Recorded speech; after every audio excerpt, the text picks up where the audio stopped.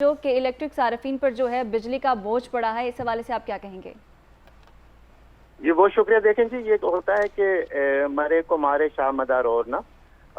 आज कराची के लोग वैसे ही लोड शेडिंग के अजाब को झेल रहे हैं। या 12-12, 14-14 घंटे की लोड शेडिंग जारी और सारी है। कोई पुरसान हाल नहीं है। और ओवर बिलिंग इतनी कर दी गई है कि बिलों में इतने टैक्सेस लगा दिए गए कि जितना बिल नहीं आ रहा उससे ज्यादा टैक्सेस हो गए।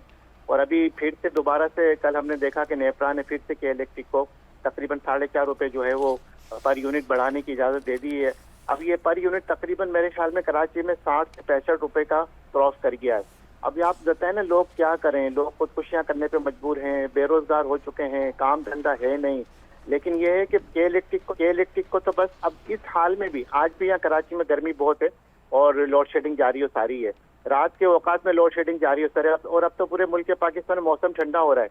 लेकिन अब बीच में आपने देखा होगा कि 1-1.5 माह पहले जब ताजरों ने एहतजाज का सिलसिला शुरू किया तो सरकार ने के इलेक्ट्रिक के कहने पे ताजरों के खिलाफ ही जो है वो अवाम के खिलाफ ही FIR दर्ज करना शुरू कर दी, उनको गिरफ्तार करना शुरू कर दिया। यानी कि उनके लिए कोई कानून नहीं है। मुझे तो लगता है कि के इलेक्ट्रिक ने रियासत कायम की हुई है और इतना बड़ा माफिया बन चुका है कराची के लिए कि उसको कोई पूछने वाला ही नहीं है। और अब तो निगरान हुकूमत में तो इस तरह से हो रहा है कि जैसे हर किसी का अपना बस चल रहा है, जो दिल चाह रहा है वो कर रहा है। जो पेट्रोल बढ़ाना चाह रहा है पेट्रोल बढ़ा रहा है, बिजली बढ़ाना चाह रहा है बिजली बढ़ा रहा है।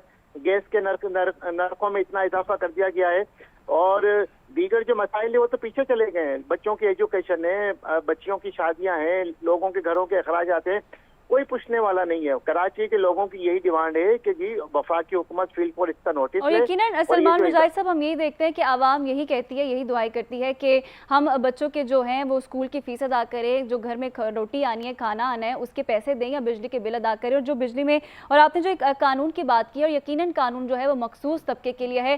क्राइम रेट की हम कल भी PNN पे बात कर रहे थे कि किस कदर कराची में क्राइम रेट जो है बढ़ता जा रहा है। तो इसके बाद जब हम देखेंगे कि बिजली के बिलों में इजाफा होगा तो यकीनन क्राइम रेट में भी इजाफा नजर आएगा।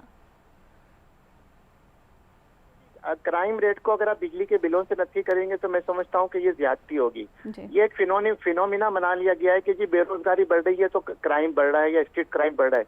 कराची में जो स्ट्रीट क्राइम हो रहा है वो भी एक मुनज़्ज़म तरीके से हो रहा है, बाई प्लानिंग हो रहा है और बाई कॉन्स्पिरेसी हो रहा है। लोग बाहर से जो गैर मकामी लोग जो आए हुए हैं या मुल्क के दीगर हिस्सों से जो लोग आए हुए हैं, वो एक यहाँ पे जो इदारे हैं यहाँ पे जिनका फर्ज है कानून नाफिज करना, उनकी जो काली भेड़ें हैं उनकी सपोर्ट से उनके साथ मिलके जो है वो कराची के शहरियों को लूटा जा रहा है।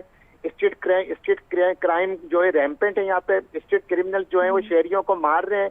अभी पिछले माह जो है वो सितंबर में तकरीबन 70 शहरियों को जो है वो डकैती के उसमें कत्ल कर दिया गया। एक भी डकैत अब तक नहीं पकड़ा गया। पुलिस क्या कर रही है, इदारे क्या कर रहे हैं? क्या उन्हें नहीं पता?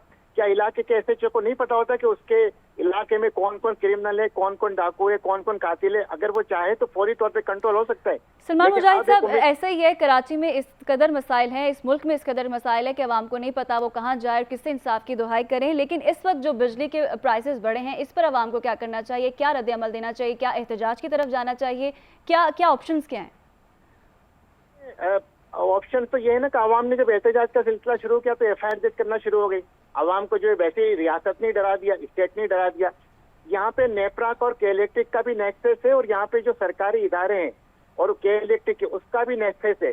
जब आवाम सड़कों पे निकलती है लोड शेडिंग के खिलाफ या बिजली की ओवर बिलिंग के खिलाफ या जो मजीद नर्क बढ़ा है उसके खिलाफ एहतजाज करने के लिए, फौरन पुलिस आ जाती है, आवाम पे डंडे बरसा देती है, आवाम को पीछे कर देती है। लेकिन उनके तकालीफ का कोई मदावा करने वाला नहीं है। ऑप्शन यही है कि अब कराची की आवाम जो है वो बिजली के बिल ना अदा करें।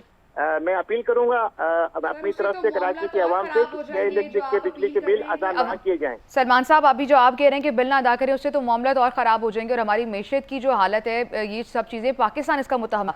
सलमान मुजाहिद बलोच साहब साथ ही रहिएगा। जमात इस्लामी से उसामा रजी साहब ने हमें ज्वाइन किया है। अस्सलाम वालेकुम उसामा साहब, जमात इस्लामी एक वक्त आता है सडनली बहुत एक्टिव नज़र आती है और फिर जिसके बाद ये कहा जाता है जमात इस्लामी फिर कहीं मंजर से गायब हो जाती है। कहा जा रहा था कि अगर बिजली के रेट बढ़ेंगे तो हम धरने देंगे। तो सर अब तो रेट बढ़ गया, 1 रुपया नहीं, 2 रुपया नहीं, 2 रुपया नहीं, 4 रुपये बढ़ा है। क्या प्लान है जमात इस्लामी का? बहुत शुक्रिया आपका। देखिए, बिजली के ये तो पूरी एक कारपेट बॉम्बिंग है जो कि मुस्तकिल हुक्मरानों की तरफ से हो रही है और ये अभी से नहीं हो रही है। ये पिछले साल से जब से ये इलेक्ट्रिक का इदारा बना है, इतनी हुकूमतें इस दौर में कायम हुई, जितने लुटेरे इसके जो है वो शेयर होल्डर रहे, इसकी करप्शन में मुलविस रहे, इसको मुसल्लत करने के जिम्मेदार रहे, वो तमाम लोग इसके जिम्मेदार हैं। और इन तमाम लोगों को जो है वो अवाम की अदालत में, अवाम के कटहरे में खड़ा होना चाहिए। हमेशा इस किस्म के तमाम मजालिम के खिलाफ सड़कों के ऊपर निकलते रहे हैं। तो एक जमाना तो वो भी था कराची में कि जब मुख्तलिफ पार्टियों के सुपुर्द मुख्तलिफ इलाके कर दिए गए थे और वो भत्ताखोर के तौर पे वहाँ पे लोगों की जाके बिजली अच्छा, उसामा साहब, उसामा का रजी साहब, सलमान मुजाहिद बलोच भी हमारे साथ ही मौजूद है, एमक्यूएम से हैं। आप जमात इस्लामी का भी यही मसला है, अभी वो भी यही बात कर रहे थे कि बेसिकली कराची की अवाम का ये मसला है, पूरे मुल्क का ही मसला है। आप क्या ये बेहतर नहीं होगा कि आप सारी पार्टीज को एक्टिव करें, बिकॉज हर पार्टी का ये हर खास आम का मसला है। सलमान साहब भी हमारे साथ मौजूद है, हमारे प्लेटफॉर्म से कुछ ऐड करना चाहें? मसला ये है बीवी के जो चोर हैं, जो डाकू हैं और जो जिसके घर डकैती पड़ी है, वो दोनों एक साथ तो खड़े होकर काम नहीं करेंगे ना। जिन लोगों ने के इलेक्ट्रिक को मुसल्लत किया है, जो इसके जिम्मेदार हैं, उनको तो मुजरिमों के कटहरे में ही होना चाहिए। अवाम को अलबत्ता इसका मुकाबला करने के लिए सड़कों के ऊपर आना चाहिए। उसामा साहब, मैं एमक्यूएम को मिलाने की बात कर रही थी, आप एमक्यूएम को कह रहे हैं कि वो हैं चोर लुटेरे, वो डाकू हैं? मैं तो जितनी भी पार्टियां हैं उसमें एमक्यूएम भी शामिल है, उसमें पीपुल्स पार्टी भी शामिल है, उसमें मुस्लिम लीग नवाज ग्रुप भी शामिल है। ये तीनों पार्टियां तो एक सेकंड सलमान साहब, आपको चोर डाकू लुटेरे कह रहे हैं, एमक्यूएम को भी बीच में ही रगड़ दिया उसामा साहब ने।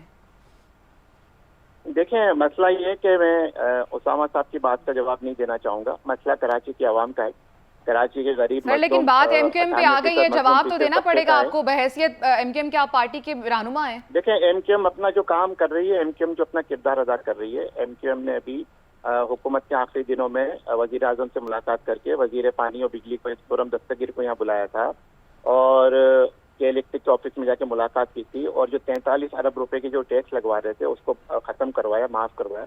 एमक्यूएम शेयर कराची को ऑन करती है, एमक्यूएम यहाँ के शहरियों को ऑन करती है। एमक्यूएम यहाँ के शहरियों की तकालीफ पे सियासत नहीं करती और मुनाफकत नहीं करती। अब जो मेरे भाई जो बात कर रहे हैं वो सबसे बड़ी मुनाफकत तो जमात इस्लामी कर रही है। कि अभी आपने बिल्कुल ठीक कहा कि एकदम से एक्टिव हो जाते हैं, धरना नजर आ जाता है, लेकिन जब मामला तय हो जाते हैं, जब मामला तय हो जाते हैं, इनके मामला तय हो जाते हैं, पैसे बढ़ जाते हैं, तो फिर वो धरने खत्म हो जाते हैं। अब ना गवर्नर हाउस के सामने धरना नजर आ रहा है, ना के इलेक्ट्रिक के दफ्तर के सामने धरना नजर आ रहा है, ना शारा के ऊपर धरना नजर आ रहा है।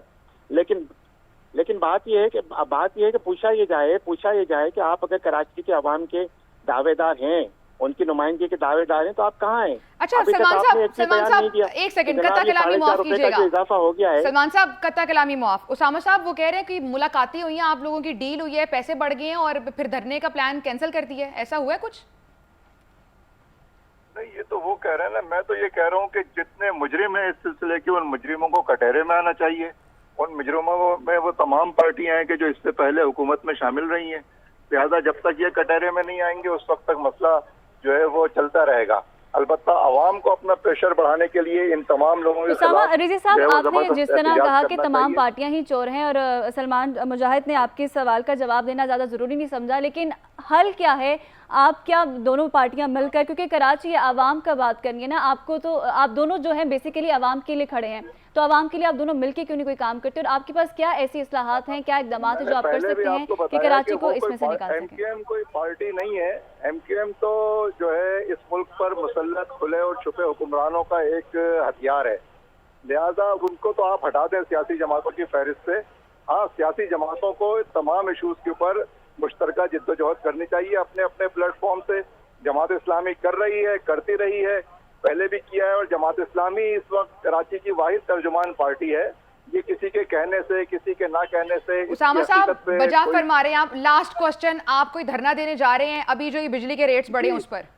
जी बिल्कुल, गवर्नर हाउस पे हमारा धरना 6 तारीख को इंशाल्लाह है यहाँ पर। 6 अक्टूबर को?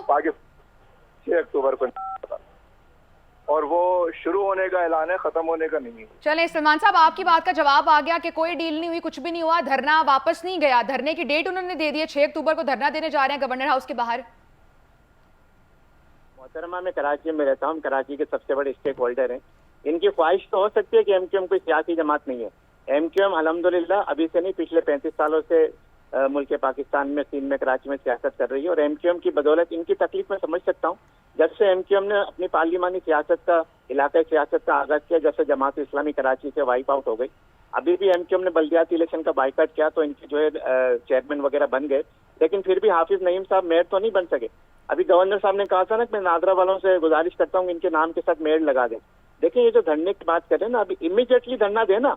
अभी ये तो 6 अक्टूबर का धरना तो इनका पहले से प्लान है, जिसमें सिराजुल हक साहब आएंगे, तिरछी टोपी लेके आएंगे और जो आके तकारीर करेंगे और चले जाएंगे। और ये धरना तो इनका पेट्रोलियम प्राइसेस के खिलाफ है और इसके ऊपर भी जमात इस्लामी सियासत कर रही है।